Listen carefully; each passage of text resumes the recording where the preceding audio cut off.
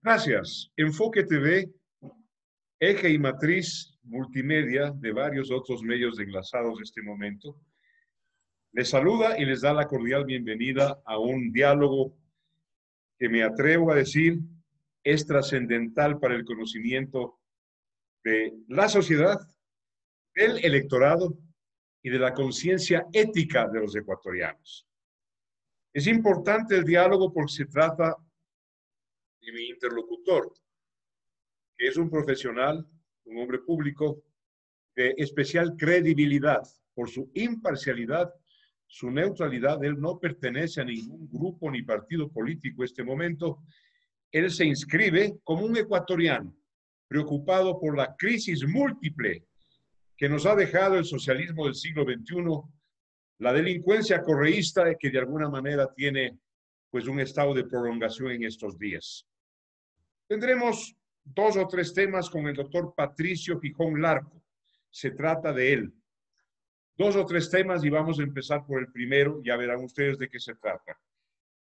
Patricio, le doy una cordial bienvenida y le agradezco mucho en nombre de la audiencia por haber aceptado esta invitación. A usted, Marcelo, muchas gracias y a sus órdenes. Empecemos, pues, por lo que este momento hierve, bulle en la opinión pública, que es la presentación de precandidaturas a la presidencia de la República.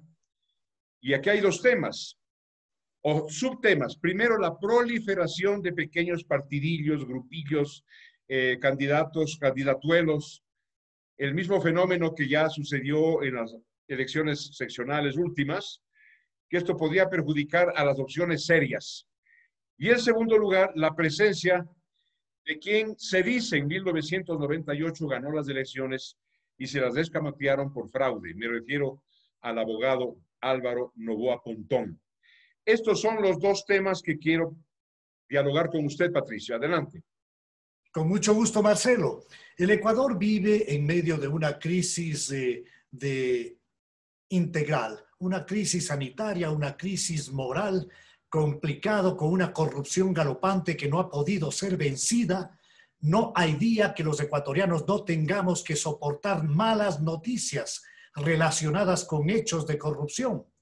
Y también por una situación de agravamiento que tiene que ver con la economía del país. Un país confinado, un país empobrecido, un país con pérdida de empleo y trabajo constante. Un país, en definitiva, que no tiene al momento un horizonte. Y frente a esa realidad, tenemos a portas ya un proceso electoral con un Consejo Nacional Electoral que no tiene ninguna credibilidad para ser rector de aquel proceso, con una trilogía, con unos elementos que forman parte de una mayoría de ese Consejo Electoral que lo único que generan es dudas y que indiscutiblemente tienen un alineamiento muy claro con lo que todos nosotros rechazamos, y es precisamente ese populismo irresponsable y ladrón que manejó más de 10 años el Ecuador. Este es el escenario y se advierte una proliferación enorme de candidaturas que no le dan tampoco la seguridad al ecuatoriano para encontrar alternativas concretas que le saquen de su crisis. Patricio, vamos a preguntarle a usted un pequeño matiz sobre la primera parte que acaba de responder. El país ecuatoriano, según todas las encuestas, o casi todas, rechaza rotundamente la presencia de la señora Atamaín en el Consejo Electoral. Atamaín y 2 más, hay una señora Cero y otro no sé cuántos. Estos están haciendo mayoría y no le inspiran, como usted bien anota, ninguna confianza al pueblo ecuatoriano y al electorado. El señor Contralor del Estado, pues en funciones y en potestad de la ley, ha destituido a la señora Atamaín. La señora parece que se sensibilizó y ha eliminado 4 grupos políticos adosados a la delincuencia de la cual usted está mencionando, ¿Cómo está eso? Porque nos preocupa, Patricio, el hecho de que esta señora acaba de nombrar como operador electoral a un miembro de esta misma mafia. Así que, ¿qué pasó? ¿Qué sucedió con la disposición del Contralor? Es una disposición vinculante de cumplimiento obligatorio si es que la señora Atamaint y su mayoría no da estricto cumplimiento con lo ordenado por el organismo de control, la destitución es indefectible. ¿Qué es lo que han hecho? Con una viveza criolla lo que hacen es decir que dan paso a las recomendaciones de la Contraloría del Estado y proceden, en definitiva, a abrir un expediente en el orden administrativo para darles la oportunidad de la legítima contradicción, defensa de la presentación de pruebas por parte de estos 4 movimientos políticos truchos. Eso es lo que ha ocurrido. Se abre un compás de espera. El Contralor General del Estado deberá hacer una evaluación global del cumplimiento de las recomendaciones, insisto, obligatorias, para ver si es que procede o no, o se suspende la determinación adoptada en el sentido de la destitución de los 3 elementos de mayoría de ese Consejo Nacional Electoral que, insisto, no le da ningún tipo de credibilidad al pueblo ecuatoriano a la hora de que ellos sean los rectores del nuevo proceso electoral. Doctor Patricio Gijón, vamos a los supuestos. Que la señora Tamaín indique que el Contralor no podía intervenir porque ya había ella iniciado el proceso electoral, cuando todos sabemos por constitución y por ley que un proceso electoral se inicia con una convocatoria a elecciones, evento que todavía no se ha producido. Hay políticos, ¿no es cierto?, de la vieja guardia que siguen argumentando que esto de que iniciar el proceso electoral es un asunto ambivalente, que nadie tiene preciso el momento en que debe empezar. Esas son leguleyadas, en mi opinión.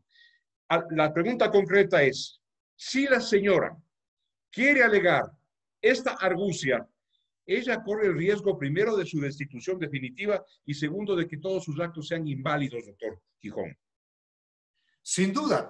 Y para evitar esto, el Contralor del Estado, planteó una demanda en la Corte Constitucional para que se dirima en forma definitiva las competencias. Ahí ya se termina la discusión. Ni siquiera el Tribunal Contencioso Electoral, que tiene que atender otro tipo de asuntos, no los de la Contraloría, puede intervenir en esto. Aquí no va a haber discusión alguna que pueda justificar el hecho de un incumplimiento de parte de la mayoría del Consejo Nacional Electoral. Aquí o cumplen y se retira definitivamente del registro electoral a esos 4 movimientos truchos, o ellos deberán atenerse a las consecuencias que ya están establecidas en el informe de seguimiento de cumplimiento de la auditoría hecha por Contraloría General del Estado. Vamos, doctor Patricio Gijón, a otro evento dentro del mismo tema. Resuelto esto, convalecido este problema, y ojalá que sí, nos queda la duda de la fragua de un nuevo fraude electoral, porque se han vuelto peritos en ello, les quedó el ritmo, les quedó la buena costumbre y han institucionalizado, por lo menos a nivel de la intención, la operación fraudulenta del Consejo Electoral. ¿No le preocupa a usted esto, Patricio, por favor? Me preocupa de manera muy particular. Yo creo que la presencia de Atamaín, Acero y Cabrera como una mayoría que constituyen dentro del Consejo Nacional Electoral, para nada están eliminando la posibilidad de los apagones electorales. Dicho de otra manera, las sombras del desastre que constituye en una democracia el fraude electoral están allí y están identificados con estos personajes. Yo habría preferido que no cumplan abiertamente con las órdenes de la Contraloría para que exista la consecuencia legal que era su destitución y el país pueda respirar y el país pueda tener otro horizonte en materia de jueces electorales. Patricio, el fraude es un delito y desde el punto de vista espiritual, místico, religioso, es un sacrilegio, porque es robarle la intención, la decisión y la soberanía a todo un pueblo. El capítulo no soy yo. En 1992, un sinvergüenza me atropelló y me arranchó la prefectura de Pichincha con un fraude descomunal. He sido víctima de eso. Pero dicen que en el 98, quien ganó las elecciones fue el abogado Álvaro Noboa Pontón y se la robaron. Este es el riesgo, no solamente con Noboa, sino con cualquier otro candidato que pasara a la segunda vuelta. Dicho esto, quiero pasar a usted al segundo capítulo de nuestro diálogo, que es cómo afecta, cómo influye la presencia de 2 o 3 precandidatos a la presidencia de la República, el panorama electoral. Está el abogado Noboa, ha declarado su precandidatura el señor Romero de Guayaquil, y hay una proliferación de pequeños candidatuelos, los enanos, los pigmeos, los liliputienses. Hablemos de eso, por favor, Patricio. Es preocupante el hecho de que existe una proliferación de candidaturas, convirtiéndose estos candidatos pequeños en los mejores aliados de la propuesta de Correa Delgado. ¿Y por qué digo eso? Porque ellos lo que hacen es restar posibilidades a candidatos grandes, a candidatos que pueden recoger para sí la mayor cantidad de espacio electoral. Este tipo de candidaturas que lo único que hacen es recortar el escenario electoral, lo que sin duda alguna están estableciendo es un reprise de lo que nosotros ya pudimos observar en Pichincha y en Quito, donde se hicieron de un supuesto triunfo. Todavía yo creo que había también algo de fraude que investigar, pero llegaron a la alcaldía de Quito y a la prefectura de Pichincha candidatos que no llegaban ni siquiera al 25% de apoyo real. ¿Y por qué se dio esto? Por la enorme cantidad de candidatos en competencia. Esto restó posibilidad y eso permitió que quienes tengan un sólido 20, 22, 23% se hagan de un supuesto triunfo. Dicho esto, a nivel nacional, quien sea candidato de esa mentirosa, falsa y absolutamente corrupta propuesta de la Revolución Ciudadana podría estar entrando a la segunda vuelta. Y ahí tendríamos que saber con quién entra a la segunda vuelta. ¿Qué sería lo óptimo, Marcelo? Que las organizaciones políticas, haciendo un paréntesis, una moratoria a pseudo discusiones de orden ideológico, que privilegiemos el problema central que vive el Ecuador, que busquemos la construcción de un proyecto político nacional que le permita al Ecuador tener al menos coincidencia en 3 o 4 asuntos específicos. Hablo, por ejemplo, del tema medular que tiene que ver con el problema económico, la recuperación de empleo y trabajo. ¿Cómo vamos a vivir en un país como el Ecuador? ¿Le vamos a dar o no apoyo a la agricultura? ¿Vamos a hacer o no del Ecuador un país agroexportador? ¿Vamos o no a apoyar todo lo que signifique el turismo y un turismo específicamente de orden ecológico? Vamos a apoyar en definitiva un cambio de actividades en lo económico que permita refrescar espacios para lograr incrementar trabajo, para lograr que los ecuatorianos tengan acceso a remuneraciones legítimas, que tengan acceso a un espacio de trabajo, que es lo que más reclama este momento el ecuatoriano. Tenemos que saber exactamente qué va a pasar con la seguridad social en el Ecuador, que en los 10 años robados se la liquidó y que se debe miles de millones porque se usó como una caja chica tanto al Instituto Ecuatoriano de Seguridad Social como también al Banco Central del Ecuador. Se sacaron los recursos de esas organizaciones y se liquidó en definitiva el proyecto de la seguridad social. Y ahora está precisamente en manos de una persona ligada al Correato, un señor de apellido Water. Entonces, para mí es el segundo elemento que debería entrar en un debate para tener 2, 3, 4 temas de consenso nacional.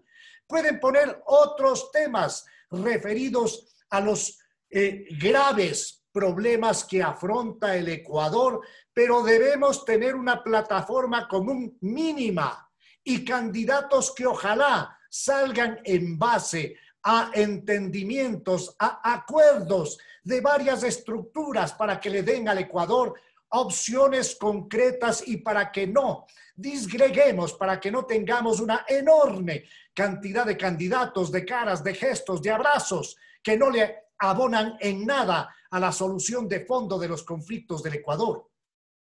Al principio de su intervención, esta última, usted planteó algo crucial, Patricio Gijón. Dijo, no es hora de los disensos ideológicos. La izquierda redentora ha fracasado. Son mis frases. Ha fracasado rotundamente en todos los órdenes económico, social, político, moral, sobre todo. Un fracaso rotundo. Esa es la verdad. ¿Será posible que el electorado se sacuda, se exorcice esa tara ideológica de que nosotros, los socialistas marxistas, somos los salvadores y redentores de la historia y que la derecha es mala y que los empresarios son malos y que la inversión extranjera es nociva? ¿Podremos sacudirnos de esa tara, Patricio, que es una tara tatuada en el inconsciente colectivo durante décadas? He ahí la pregunta para usted. Es fundamental. Si es que no somos capaces de sacudirnos, el país va a sucumbir.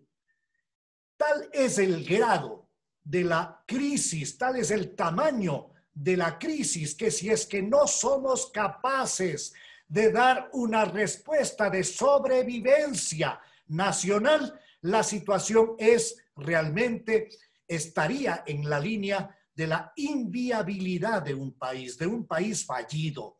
Entonces los ecuatorianos tenemos que actuar con enorme responsabilidad, con amor a la patria, con amor a nuestros hijos, a nuestros nietos, con la posibilidad de encontrar un panorama que nos permita al menos recuperar empleo, que nos permita al menos recuperar seguridad social, que nos permita recuperar seguridad en todos los aspectos, porque la situación es realmente dramática, y que recuperemos lo más importante, que son los signos vitales de la ética. Un país sin eso no es un país factible. Un país sin bases fundamentalmente éticas es un país inviable. Entonces, tenemos que recuperar el país, y para hacerlo hay que abrir un paréntesis y hay que hablar con concreción de programas concretos de gobierno, para ver cuál de estos programas concretos de gobierno apuntan a la solución de la crisis.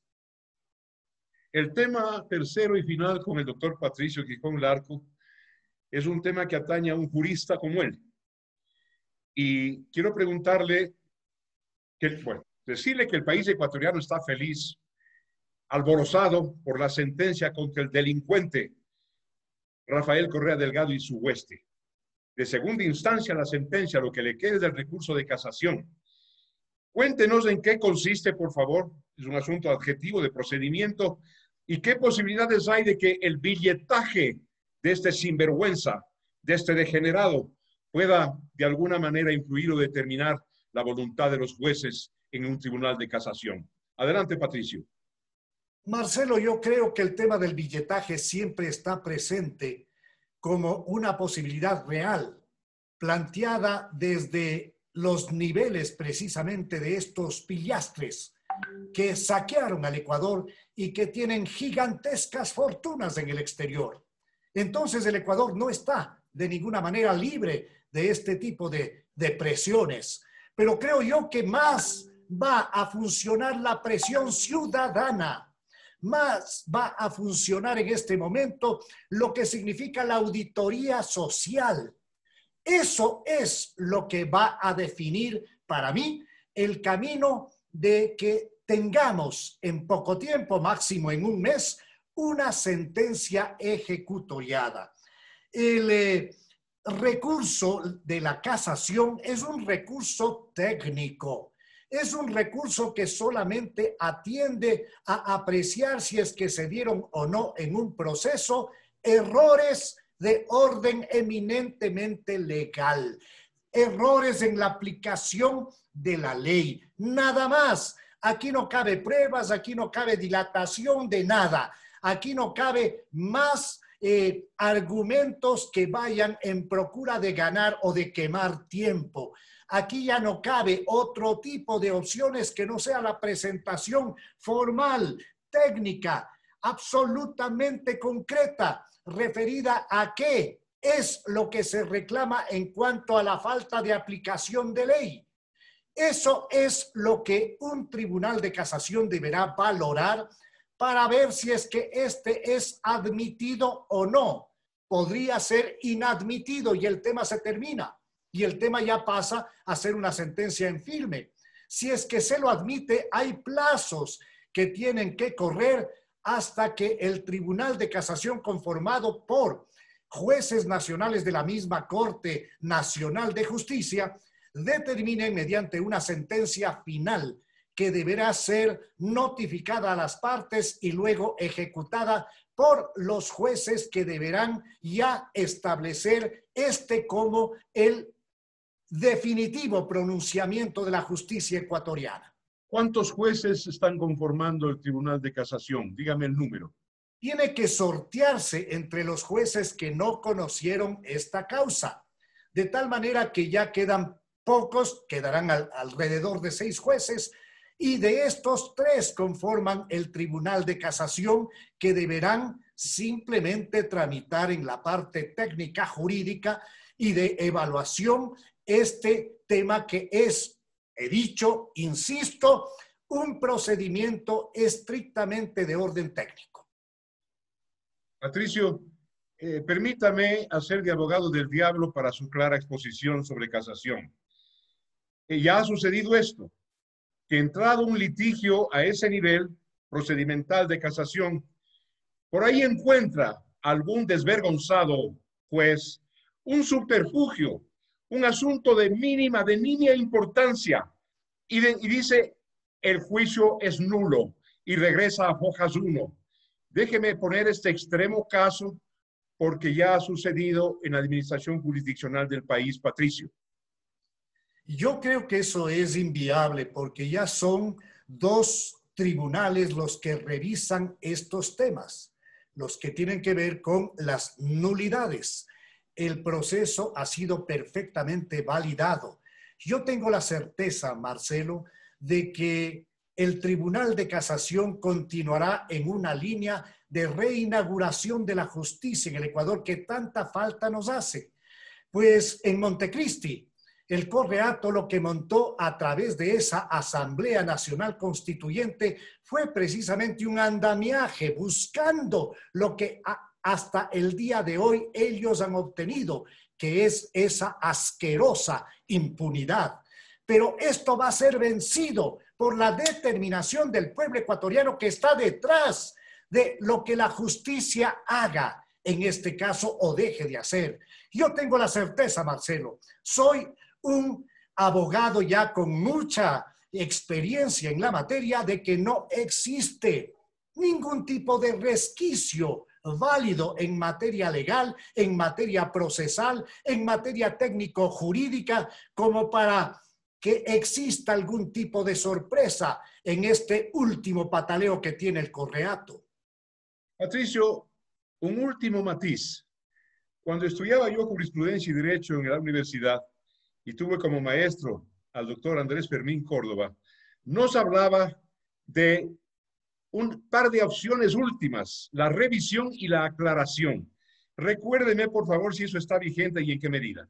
Sin duda, existen varios elementos que pueden manejarse como elementos horizontales o verticales. En este caso, lo que usted plantea es horizontal.